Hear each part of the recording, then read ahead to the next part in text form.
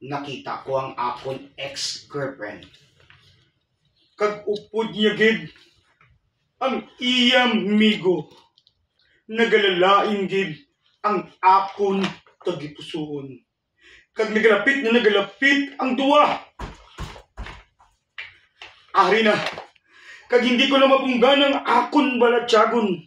Kag ari mo, sa tubangan ko, nag-agi sila. Sumbagon ko na. Hay! Agay! Ay! Tindaan ka pagid! Huh! Kag kamo nga duwa, ginpasakitan niyo ako. Kag sugod subong, patyon ko kamo. Hindi nang maluwi ka sa amon. Kami ay mga tao na nagapinalanggaanay. At dira, nagatapos ang aton drama sa kahaponan.